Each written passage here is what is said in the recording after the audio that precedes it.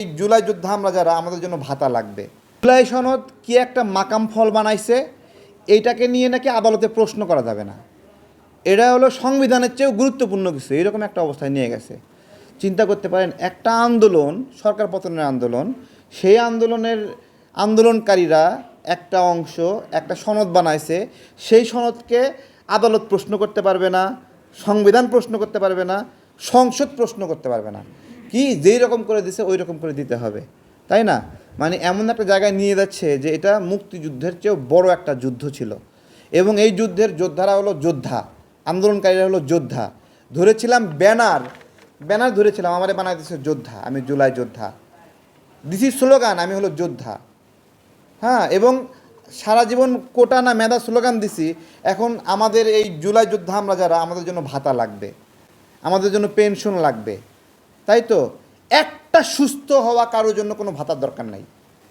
যে সুস্থ স্বাভাবিক আছে কারোর জন্য কোনো ভাতার প্রয়োজন নাই। যে পঙ্গু তাকে আরও 10 গুণ দেন।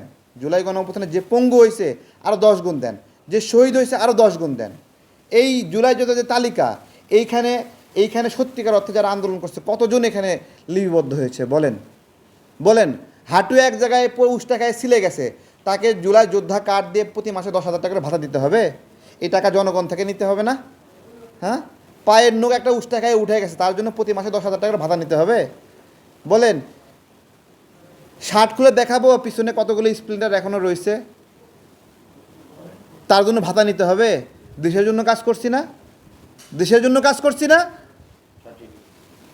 আমাদের স্পষ্ট কথা যে জুলাই গণ অভ্যুত্থানে যাদের জীবন থেমে গেছে তাদেরকে এক জীবন পর্যন্ত আয় দেন। আপনি এক জীবনের আয় কতটুকু হয়? 65 লাখ 70 লাখ, তাই দিয়ে দেন, সমস্যা নাই।